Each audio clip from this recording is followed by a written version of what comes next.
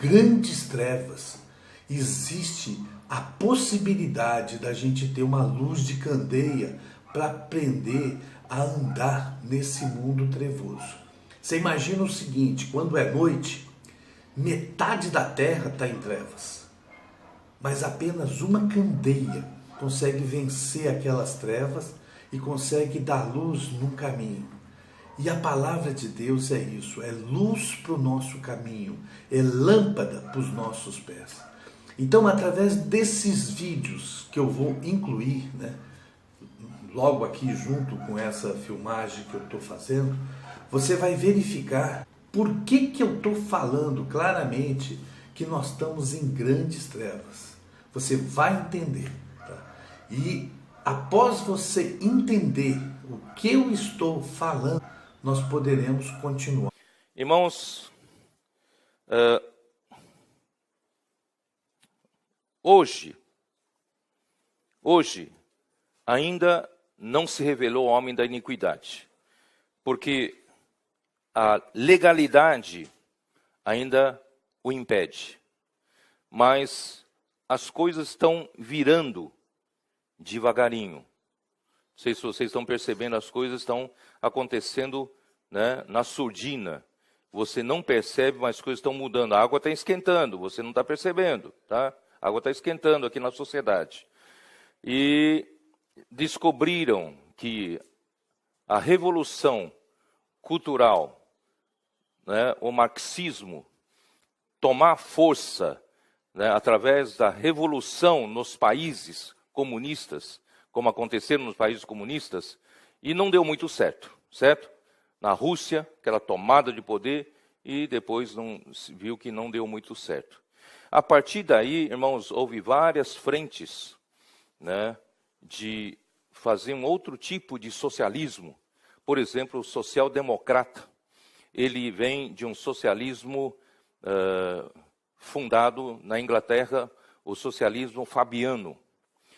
O que eles dizem? Eles dizem que se nós promovermos uma revolução para mudar o estado das coisas, da burguesia, eles chamam de burguesia, na verdade, esse estado que obedece a um padrão judaico-cristão em que nós vivemos, eles chamam de burguesia. Então, eles querem tirar isso. Porque o Marx prega, desculpe, hoje de manhã não estou falando da política, mas eu estou tentando mostrar para vocês que esse fundo tem tudo a ver conosco. Tá? O Marx prega que para que o Estado tome um poder absoluto num país, quando falo de Estado, irmãos, na verdade é apenas a cúpula, A cúpula. Esse princípio é o mesmo princípio que eu comentei ontem de Nimrod.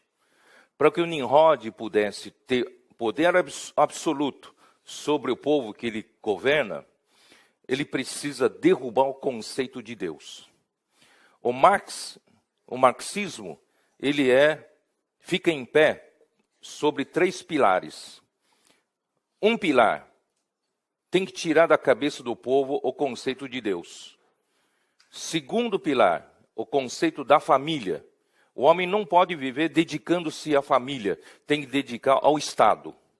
E a terceiro pilar seria a propriedade privada. Cada um não precisa viver para adquirir mais bens, mais patrimônio e tal. Vamos trabalhar todos para o Estado. Então, são os princípios do marxismo. Tá? Mas viu-se que a revolução, através da revolução à mão armada, derrubando o governo e tal, isso não funcionou. Então, eles estão promovendo uma revolução surda, que devagar, lentamente, mudando os costumes do povo, tomando as instituições da burguesia, tais como a comunicação, cultura, educação, meios de comunicação, certo? A mídia, isso hoje já é fato, não sei se sabem, Começou aqui na Europa, e isso no Brasil, irmãos, isso é um fato já muito sedimentado. E pouco a pouco, irmãos, eles estão tornando o que era ilícito cada vez mais lícito, em nome de defender direitos da minoria. E em defesa do direito da minoria, está querendo impor como vive a minoria para a maioria. Não sei se vocês estão me entendendo o que eu quero dizer. Irmãos, isso significa o mistério da iniquidade já opera entre nós. Os seus filhos estão estudando nas escolas, daqui a pouco vão ser contra as suas ideias, porque eles recebem essa educação das escolas. A relação homoafetiva,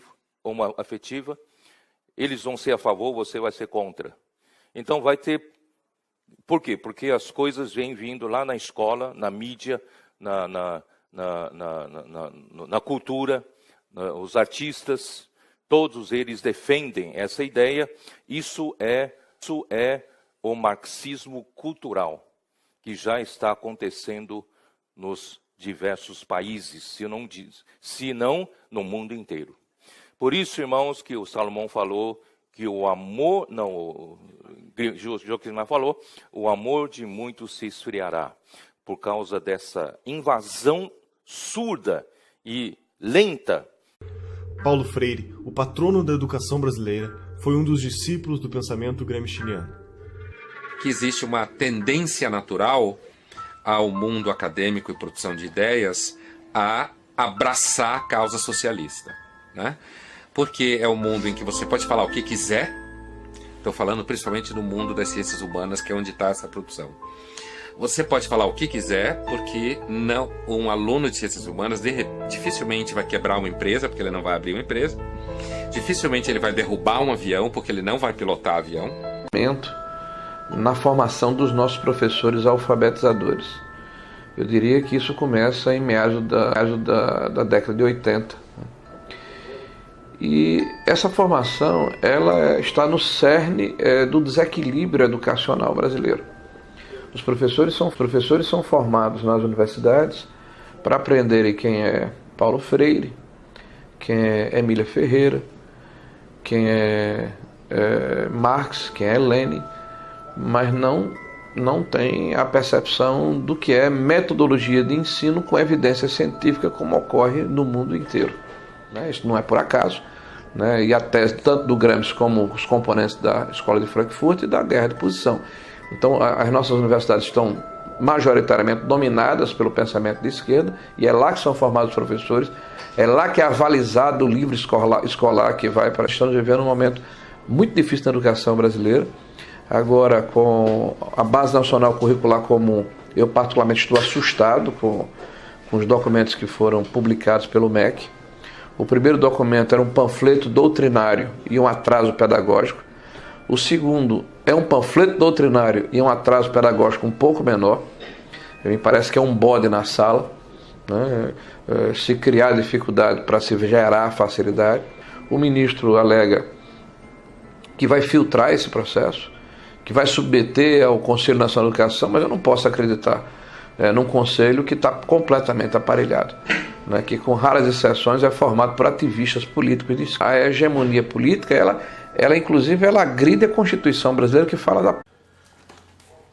Bem, como deu para ver nesses vídeos, né, esse versículo de 2 Tessalonicenses, capítulo 2, versículo 7, que fala que o mistério da iniquidade já opera, ficou bem claro, né, através desse vídeo, o que é esse mistério da iniquidade.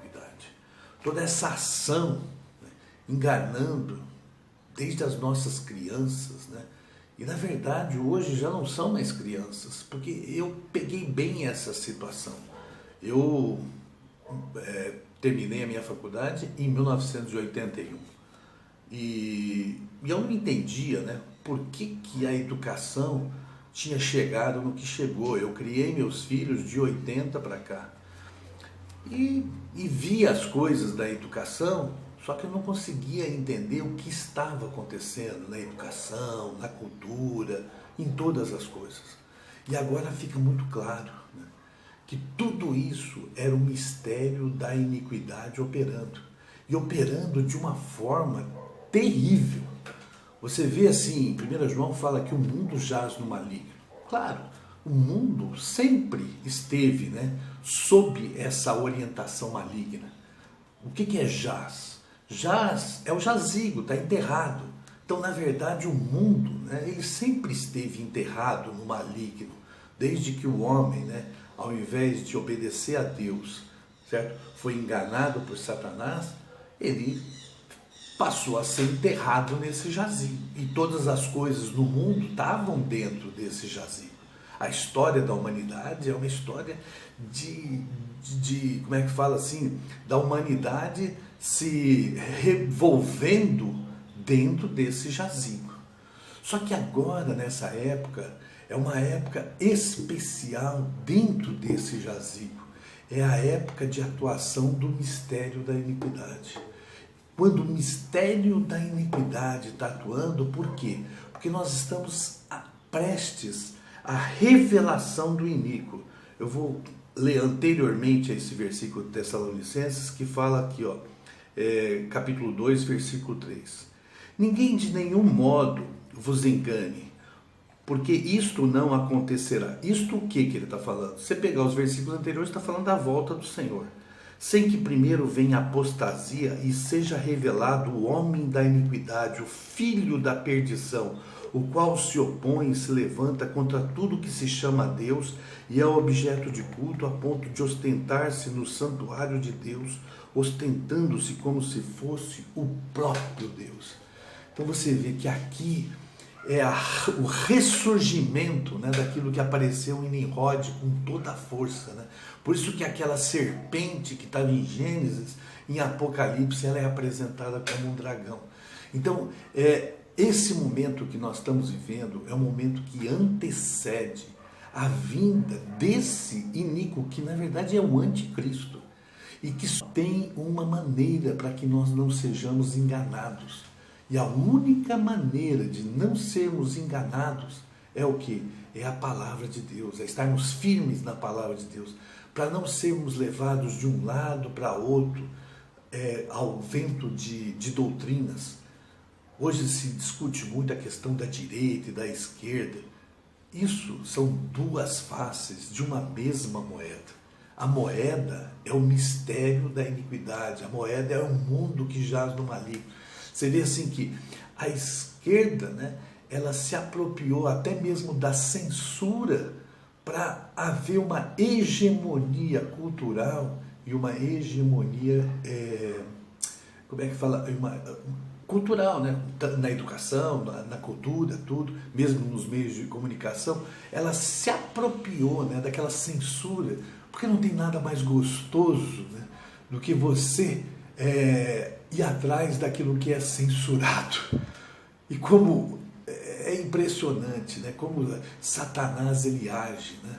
É aquele negócio, né, você junta os opostos para ir contra o antagônico. E o antagônico da esquerda ou da direita não é um ou outro. Se você pegar, por exemplo, o meu braço direito e esquerdo, na verdade, o que vai fazer a diferença é o meio. E o que é o meio? O meio é Deus, é Cristo, é a igreja. Eles estão lutando contra quê? Contra o conhecimento de Deus. Por isso que nós precisamos voltar para a Bíblia. E esse canal, né, que é um canal que inclusive o título dele é Aprendendo com a Bíblia. Ele está cheio, né, de textos bíblicos, de estudos bíblicos, e pequenos, de 5 minutos. Então, se você quer realmente, né, ser protegido e ganhar muito mais do que $1 milhão, $1 milhão de euros, aprenda a desfrutar da palavra de Deus. Aprenda a ir nas Escrituras, né? Por quê? Porque se você for nas Escrituras, você vai conseguir andar de forma segura nesse mundo trevoso, nesse mundo tenebroso. E é este, né, o meu recado para você.